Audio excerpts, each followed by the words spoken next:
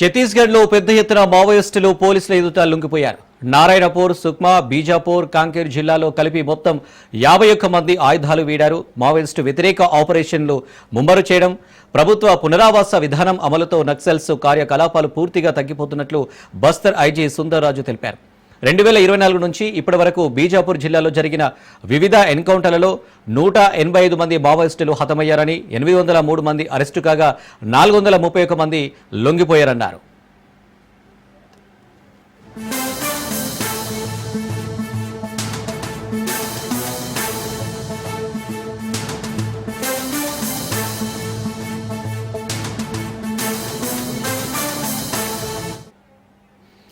ఛత్తీస్గఢ్లో పెద్ద ఎత్తున మావోయిస్టులు పోలీసుల ఎదుట లొంగిపోయారు. నారాయణపూర్, సుక్మా, బీజాపూర్, కాంకేర్ జిల్లాల్లో కలిపి మొత్తం 51 మంది ఆయుధాలు వీడారు.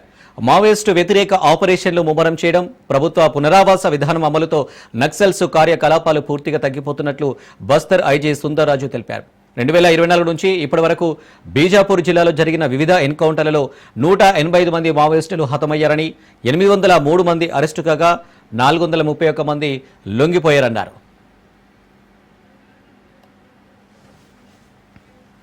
దీనిపై మరిన్ని డీటెయిల్స్ మా ప్రతినిధి ఉపేందర్ అందిస్తారు. ఉపేందర్, అనిల్, ఇప్పటికే బీజాపూర్ జిల్లా బస్తర్ ఐజీ ముందు అటు ఏదైతే ఎస్పీ జితేంద్ర యాదవ్ ముందు కూడా భారీగా మావోయిస్టులు అయితే లొంగిపోయిన పరిస్థితి ప్రధానంగా కనిపిస్తుంది. వీరిలో ఏదైతే జగదీష్ ఎస్డిఎం సభ్యుడిగా ఉన్నాడో ఇతనిపై 25 లక్షల రివార్డు కూడా ఉంది. ఈ మొత్తం కలిపి వీరంతా కూడా అందరి మధ్య దాదాపుగా 1,15,00,000 రూపాయల రివార్డు ఉన్నట్లయితే పోలీసులు అయితే ప్రకటించారు.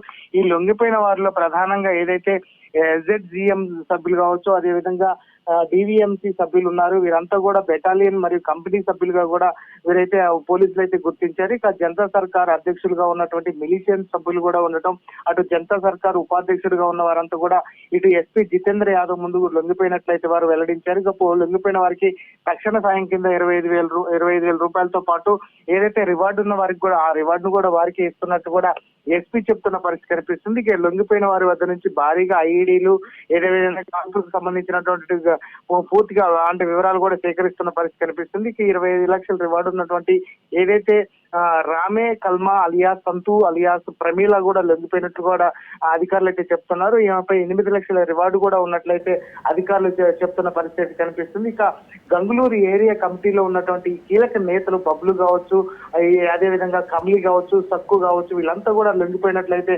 అధికారులు చెప్తున్నారు. వీరందరిపై కూడా భారీగా రివార్డులు ఉన్నాయని చెప్పేసి అయితే ఆయన చెప్తున్నారు. ఏరియా కమిటీ పార్టీ సభ్యులుగా ఉన్నటువంటి మరో 2 కూడా లొంగిపోయారు. మొత్తం 25 మంది లొంగిపోయిన పట్టు తెలుస్తుంది.